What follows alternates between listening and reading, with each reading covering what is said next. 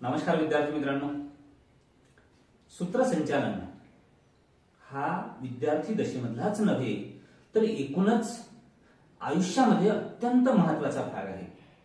ज्या ज्या माणसांना सभा संमेलन गाजवायची आहेत, ज्या ज्या माणसांना नगरामध्ये राहायचं आहे, शहरामध्ये राहायचं आहे, लोकांमध्ये राहायचं आहे आणि लोकांच्या मनांमध्ये राहायचं आहे, तर सूत्रसंचालन हे अत्यंत महत्त्वाचं आहे। विद्यार्थी दशेमध्ये तर जो विद्यार्थ्याला सूत्रसंचालन अत्यंत उत्कृष्ट पद्धतीने येत असेल तर तो विद्यार्थी त्या महाविद्यालयाचा हिरोच होतो। मित्रांनो, हे हिरोगिरी आयुष्यभर टिकवायची असेल तर सूत्रसंचालनामध्ये आपण माहिर झालो पाहिजे। आणि नेमके आज आपल्या स्टुडिओमध्ये ज्यांनी आयुष्यभर सूत्रसंचालनाचे धडे दिलेले आहेत, ज्यांच्याकडे पाहून अनेक लोक सूत्रसंचालनाचे धडे शिकलेले आहेत, ते यवतमाळ आकाशवाणीमध्ये दीर्घ काळापर्यंत उत्कृष्ट म्हणून काम केलेले प्रमोदजी बाविस्कर आपल्या स्टुडिओमध्ये आलेले आहे। आपलं आमच्या स्टुडिओमध्ये खूप खूप स्वागत आहे। नमस्कार सर। आमच्या विद्यार्थ्यांचाच प्रश्न आहे, खरं म्हणजे हा प्रश्न एवढा महत्त्वाचा आहे, जिव्हाळ्याचा आहे आणि जीवनाचा सुद्धा आहे। त्यांना उभं आयुष्य सुंदर पद्धतीने जगायचं आहे आणि या जगण्यामध्ये सूत्रसंचालन हा एक अत्यंत महत्त्वाचा पैलू आहे। तो खरं म्हणजे कार्यक्रमामधले अध्यक्ष, स्टेज आणि प्रेक्षक या दोघांमधला तो अत्यंत महत्त्वाचा दुवा असतो। मित्रांनो, मी तर असंही म्हणतो की कार्यक्रम एखादा यशस्वी केव्हा होतो तर सूत्रसंचालक कसा आहे त्याच्यावरून त्या कार्यक्रमाची यशस्वीता गणल्या जाते। मी आपल्याला विनंती करेन की आमच्या विद्यार्थ्यांना सांगा की सूत्रसंचालक म्हणून त्यांना या क्षेत्रामध्ये येण्यासाठी किंवा सूत्रसंचालक म्हणून काम करण्यासाठी त्यांना प्राथमिकरित्या काय करावं लागेल। संचालन करत असताना अनेक गोष्टींची काळजी घेतली गेली पाहिजे की आपण नेमकं सूत्रसंचालन कुठल्या गोष्टीचं करतो। मग ती शोकसभा आहे का, तो एखादा सुगम संगीताचा कार्यक्रम आहे का, तो एखाद्याचा निरोप समारंभ आहे का, या गोष्टींचं जर भान आपण ठेवलं तर मला असं वाटतं की सूत्रसंचालन करणं हे थोडंसं सहज शक्य होऊन जातं।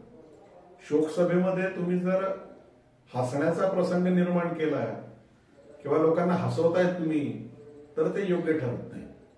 म्हणून पहिली गोष्ट म्हणजे तो कार्यक्रम नेमका कोणाचा आहे, तो कार्यक्रम कसा आहे हे समजून घेणं हे फार महत्वाचं आहे। अनेकदा काय होतं की ओव्हर कॉन्फिडन्सच्या नादामध्ये अनेक सूत्रसंचालन करणारी जी माणसं आहेत तर ते काय करतात की देख लेंगे टाइम पर, तसं नाही। तर जर सुगम संगीताचा कार्यक्रम असेल तर त्या ठिकाणी गायक मंडळी कोण आहे, ते कुठली गाणी त्या ठिकाणी सादर करणार आहे, तिथला वाद्यवृंद कोण कोण आहे, त्या ठिकाणी तो कार्यक्रम नेमका कशासाठी सादर केला जाणार आहे, याचं जर सगळं भान त्या माणसाला असेल तर त्या ठिकाणी मग एक आनंद त्या ठिकाणी निर्माण होऊ शकतो। ते करत असताना, सूत्रसंचालन करत असताना तुम्हाला अनेक गोष्टींचं भान ठेवणं देखील गरजेचं असतं। एक तर मुळामध्ये स्टेजवरती जे काही मंडळी आहेत त्यांच्यावरती तुम्ही हावी होता आहात का, किंवा तुम्ही एक वेगळं स्वतःचं व्यक्तिमत्व त्या ठिकाणी निर्माण करता आहात का, हा देखील एक गंभीर प्रश्न निर्माण होऊ शकतो। म्हणून त्यांना घेऊन तुम्हाला लोकांपर्यंत पोहोचायचं आहे। त्याच्यामुळे तुम्ही सांगितल्याप्रमाणे सूत्रसंचालन करणारा माणूस हा एक दुवा असतो मधला, त्याच्यामुळे त्यानं फार स्वतःला एकट्यालाच आपण एकटेच आहोत या ठिकाणी असं समजून न घेता तो कार्यक्रम जर व्यवस्थित हाताळला आणि चांगलं सूत्रसंचालन केलं तर ते नक्कीच त्या ठिकाणी यशस्वी होतं। हे करत असताना मग त्याचं वाचन आहे, त्यानं त्या ठिकाणी कार्यक्रमामध्ये सांगितलेले वेगवेगळ्या पद्धतीचे आपण म्हणूया छोट्या छोट्या काही कवितेच्या ओळी आहेत, त्या ठिकाणी एखाद्या कवीचं गाणं असेल तर मग त्या कवीनं स्वतःला कसं घडवलं किंवा ती रचना त्यांना कशी सुचली किंवा ती रचना नेमकी बरेच दिवस कुणीच गायली नाही पण ही मंडळी यांना ती नेमकी रचना कशी सापडली आणि कशा पद्धतीनं त्या संगीतकारानं त्याला चाल दिली आणि कशा पद्धतीनं ते गाणं तयार झालं। तर असा जो इतिहास आहे तो जर त्या ठिकाणी आपल्या या सगळ्या याच्यातून सांगितलं तर मला असं वाटतं की नक्कीच सूत्रसंचालन जे आहे तर यशस्वी होण्याला त्या ठिकाणी ते महत्वाचं ठरतं। आणखी यामध्ये एक मला विचारावंसं वाटते की देहबोली ही त्यावेळेस प्रभाव गाजवते का, किंवा देहबोलीचं कितपत महत्व राहते त्या ठिकाणी? 100% अतिशय छान प्रश्न विचारला सर तुम्ही, की 100% तुमची देहबोली त्या ठिकाणी फार प्रभावी ठरते. मुळामध्ये कार्यक्रम कोणता आहे, त्या कार्यक्रमाला तुम्ही वेशभूषा कशी करता आहात, त्या ठिकाणी तुम्ही कसे वावरता आहात, तुमचे हातवारे कसे करता आहात, तुमचं देहबोली आणि तो जो कार्यक्रम त्या ठिकाणी सादर होतोय याच्या जर विसंगता निर्माण झाली तर तुम्ही लोकांच्या हसण्याचं कारण ठरू शकता. म्हणूनच सूत्रसंचालकाची जी जबाबदारी आहे की त्यांना त्याचे हातभार किंवा त्याचे जे हावभाव आहेत तर ते कशा पद्धतीनं केले पाहिजेत की जेणेकरून त्या ठिकाणी म्हणजे हसणं निर्माण होणार नाही, हास्य निर्माण होणार नाही, आणि म्हणून ती एक फार मोठी जबाबदारी त्याची असते सर. फार छान सरांनी सांगितलेलं आहे की वेश कसा असावा, त्यानंतर देहबोली, हातवारे याच्या माध्यमातून तो जो काही स्टेज असेल किंवा जे काही त्यांचे विचार असेल, जो काही सांगायचा विचार असेल तो श्रोत्यांपर्यंत योग्य तऱ्हेनं पोहोचू शकतो. यामध्ये आणखी एक सांगा की जे नवखे सूत्रसंचालक राहतात की आताच उभे झालेले आहेत, नवीन नवीन करतायत सूत्रसंचालन, तर त्यांनी जो काही कार्यक्रम आहे त्या कार्यक्रमाची पूर्ण संहिता म्हणजेच स्वागतापासून तर आभार प्रदर्शनापर्यंत जो काही सूत्रसंचालनाकडे भार असतो तर ते सगळं लिहून घ्यावं का? हो, बिलकुल.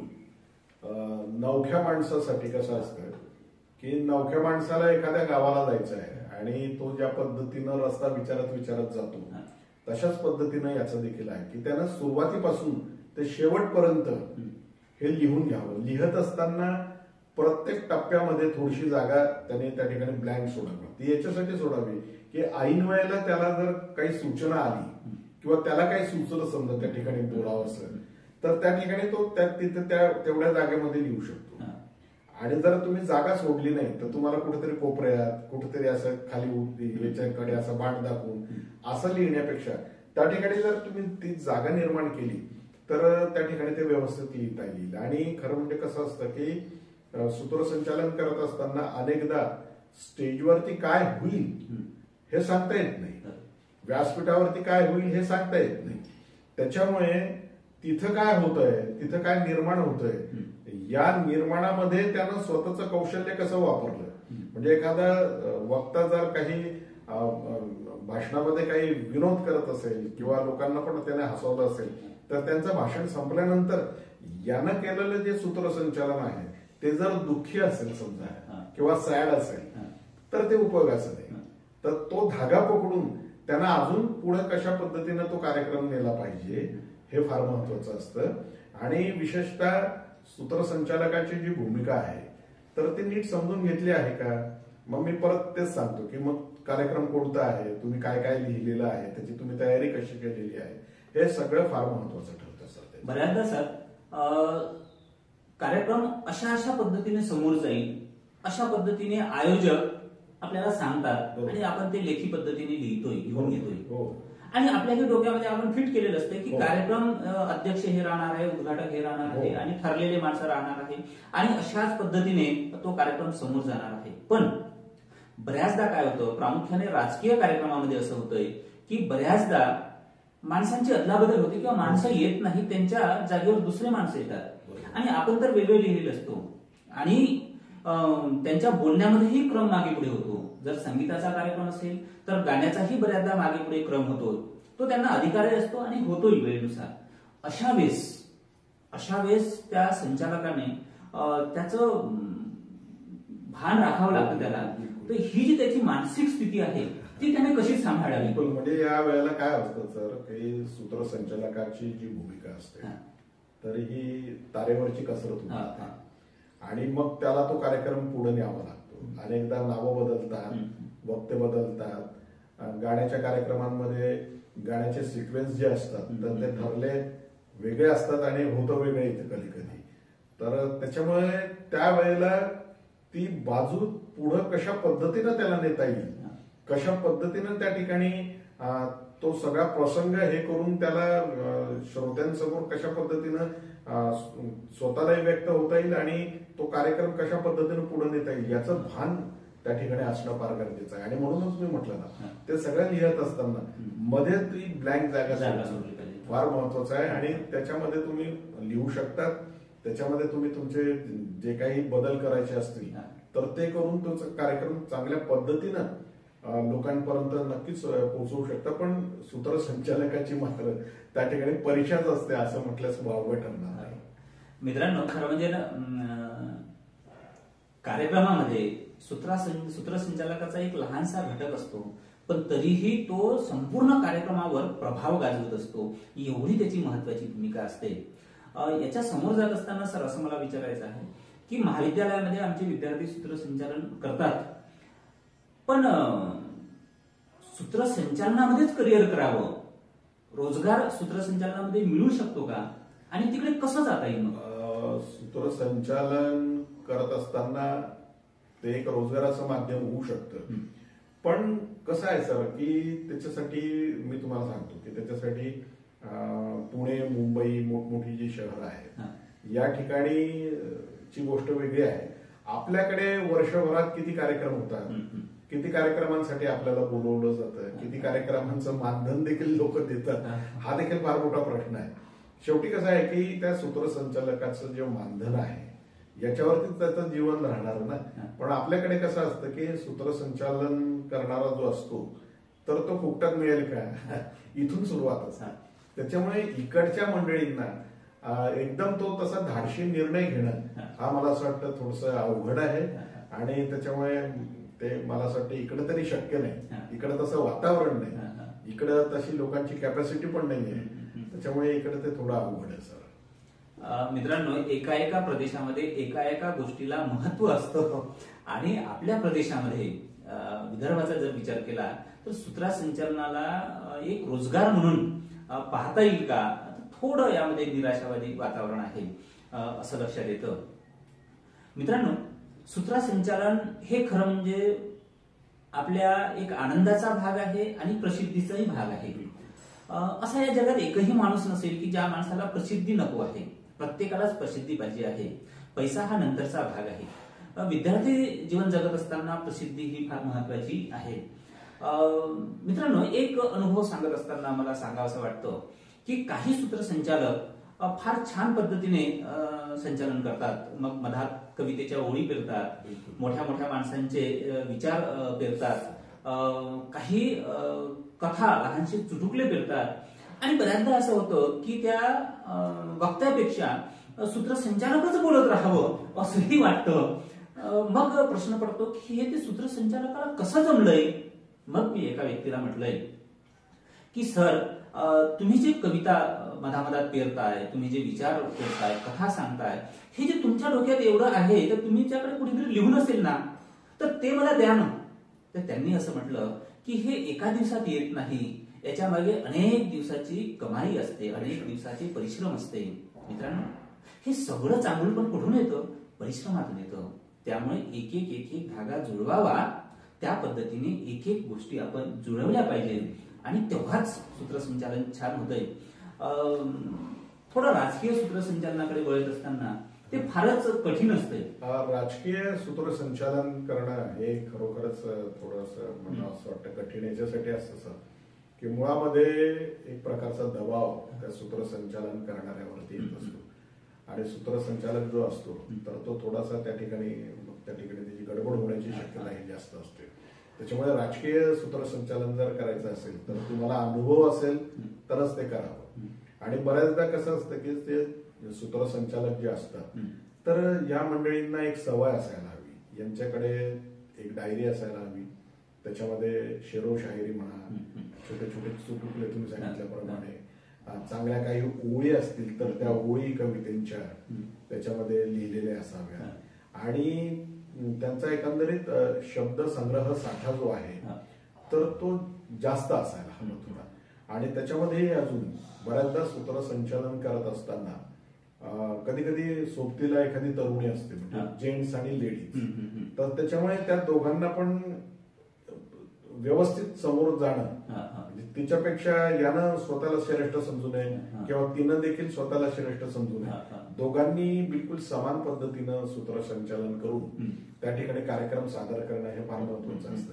पण ते हे सगळं करत असताना तुम्ही ज्या पद्धतीनं सांगितलं की अथक मेहनत, सतत बोलत राहणं, तुम्हाला बोलण्याची सवय लागणं, त्याच्यानंतर तुमची स्पष्टता किती आहे बोलण्यातली, त्याच्यानंतर तुमच्यातल्या मध्ये काय काय आहे, तुम्ही किती पद्धतीनं छान पद्धतीनं तुमचे विचार त्या ठिकाणी मांडू शकता, हे सगळं असणं म्हणजे एक उत्तम सूत्रसंचालकाचं ते लक्षण असतं. छान. मित्रांनो, तुम्ही जेव्हा एखादा कार्यक्रम बघताय आणि बघितलाय असेल तेव्हा कदाचित तुम्हाला असंही वाटलं असेल की हा सूत्रसंचालक मधात खूपच बोलतोय किंवा कविता कारण नसताना खूप साऱ्या व्यक्त करतोय, खूप साऱ्या सांगतोय, नाही कविता त्याला हौस आहे कविता सांगायची, म्हणजे ती स्टेज नाही ना, असंही तुम्हाला असं वाटतं. मला सरांना असं विचारायचं आहे की सूत्रसंचालन करत असताना बऱ्याच लोकांना कविता खूप साऱ्या वापरण्याची हौस असते, खूप सारे दुसऱ्यांचे मुद्दे विचार चुटुकले वापरण्याची हौस असते. यामुळे सूत्रसंचालन चांगलं होतं का की काही बॅड इफेक्ट पडतो? कसं आहे सर की मुळामध्ये आता जर समजा एखादी प्रसिद्ध व्यक्ती त्या कार्यक्रमामध्ये येत असेल आणि ते जर सिने अभिनेते असतील तर त्यांचं एक वेगळं आकर्षण असतं लोकांना, आणि लोक सूत्रसंचालन ऐकण्यासाठी आलेले नसतात, तर त्या व्यक्तिमत्वाचे विचार आणि एकंदरीत त्याला पाहण्यासाठी आलेले असतात. तर त्याच्यामध्ये जर या माणसानं जो सूत्रसंचालन करतोय त्यानं जर आपले काही शेर मांडले, विनाकारणच कविता मांडल्या, विनाकारणच वेळ घेतो आहे असं लक्षात आलं तर मग लोक पण अस्वस्थ होतात. लोक तर अस्वस्थ होतातच, पण सोबतच जे आयोजक असतात तर ते देखील मनातल्या मनात कुठंतरी अरे याला आपण सूत्रसंचालन करायला कशाला दिलं, हा फारच वेळ खातोय. कारण जी आलेली व्यक्ती असते त्या व्यक्तीनं एक वेळ दिलेला असतो, मी फक्त व्यासपीठावर 20 मिनिटं थांबेल, 15 मिनिटं थांबेल, अर्धा तास थांबेल आणि निघून जाईल. तर त्याच्यामुळे प्रत्येक क्षणाचा वापर करणं हे सूत्रसंचालकाची जबाबदारी असते. म्हणून कमीत कमी शब्दांमध्ये चांगले चांगले विचार कसे जातील लोकांपर्यंत किंवा कमी शब्दांचा वापर करून चांगल्या पद्धतीनं सूत्रसंचालन कसं तयार करता येईल हे ज्याला जमलं तर तो नक्कीच चांगला सूत्रसंचालन करणारा होऊ शकतो. मित्रांनो, किती बोलावं यापेक्षा कुठे थांबावं हाही अत्यंत महत्वाचा मुद्दा सूत्रसंचालकाकडे असला पाहिजे. आणि एकूणच त्या कार्यक्रमाचं आवाका आणि वेळेचं बंधन त्याला गवसलं पाहिजे, त्याला त्याच्या आवाक्यात घेता आलं पाहिजे, हा एक महत्वाचा मुद्दा आहे. मित्रांनो, सूत्रसंचालन हे अत्यंत महत्वाचा आपल्या विद्यार्थी जीवनामधला घटक आहे. खरं म्हणजे विद्यार्थी जीवनामध्ये जर सूत्रसंचालन आपण शिकलोय तर आयुष्यभर आपल्याला प्रसिद्धीच्या झोतामध्ये राहता येईल आणि हेच प्रसिद्धीचा झोत एखाद्या वेळेस आपल्या जीवनाचा जगण्याचा मार्गही होऊ शकतो, रोजगाराचा मार्ग होऊ शकतो. एवढं सूत्रसंचालन महत्वाचं आहे. किती बोलावं त्यापेक्षा कुठे थांबावं हा एक नियम पाळणं हा अत्यंत महत्वाचा घटक या सूत्रसंचालनामध्ये आहे. आणि हे सगळं प्रमोदजी बाविस्कर यांनी सांगितलेलं आहे, त्यांच्या दीर्घ अनुभवातून सांगितलेलं आहे. मला आशा आहे की बाविस्कर सरांनी सांगितलेली माहिती आमच्या विद्यार्थ्यांना निश्चितच उपयोगी पडतील, कामी पडेल आणि तो त्यांचा उत्कर्ष करू शकेल. बाविस्करजी, आपण आमच्या स्टुडिओमध्ये आलाय आणि विद्यार्थ्यांना अत्यंत उपयुक्त अशी सूत्रसंचालनाचे घटक त्या संदर्भातली माहिती सांगितली. आपले अगदी मनपूर्वक खूप खूप धन्यवाद. धन्यवाद सर.